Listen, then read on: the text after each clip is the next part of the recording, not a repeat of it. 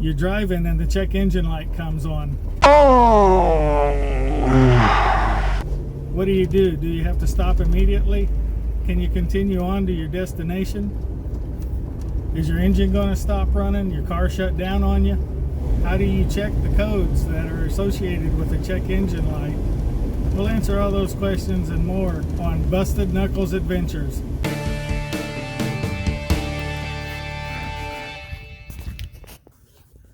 That connector right there is your OBD2 connector.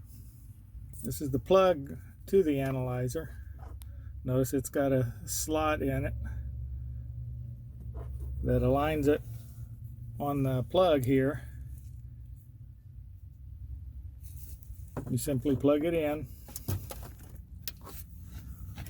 You look at your OBD2 analyzer. And right now it says Advanced Diagnostics and Reading. Now right now it's not going to be able to read anything because I don't have the ignition turned on. Put your key in the ignition. Turn the key on just to the on position.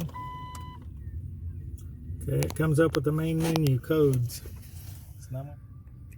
Hit enter, pedal position sensor A circuit. There's the next code. You hit next, and it goes to the next code. P. That's code 2 of 6 that we've got. So we look at the next one, the oxygen sensor heater circuit.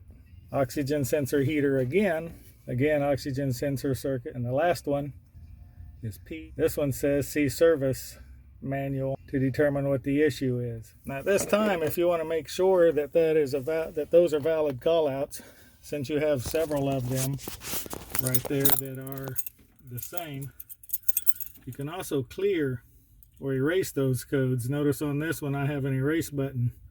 You can erase all of those codes, and if they are valid codes, they will come back within the next couple of times of driving your vehicle. We're running your engine, the codes will return. So what I'm going to do is erase these codes. Next time I drive my Jeep, I'm going to watch and see if they return, see if I get my check engine light back. So you hit the erase button, hold it, erase trouble codes, hit erase again. All right, it erased them. Okay, it's done. And there's your codes again. Hit enter. No codes. So we successfully erased those codes. Now the next time I run the Jeep, we'll see if those codes come back. Okay, got the door unlocked. Open the door up. There you see the interior to the RV. You see the OBD2 connector right there. That's it. So what we want to do, same thing that we did in the Jeep. Connect up your OBD2 connector. You have to make sure your battery switch is on so that your chassis battery, engine battery, is going to be on and feeding the circuit, the computer. I got another link here. It's telling me to turn the key off for 10 seconds, turn it back on to reestablish the link. So that's what I'm doing. All right, OBD2 is reading. Turn the key on. Push read.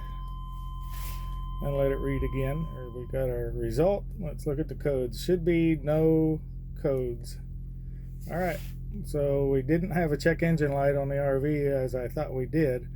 The system is cleared, and that's what it looks like when you run a clean scan. There's no codes. All right, so that's how you do OBD2 scans with the OBD2 scan reader. Great way to troubleshoot. You get that check engine light. Keeps you from guessing what sensor or what might be wrong under your hood, spending a lot of money unnecessarily. Not everybody can get under the hood and fix their sensors.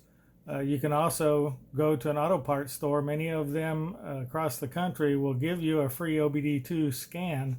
Not a scanner, but a scan. They will come out and scan your car for you if you have a check engine light and tell you what the code is. Or you can go to your favorite mechanic and have him or her do it for you. If you like this video, give me a thumbs up.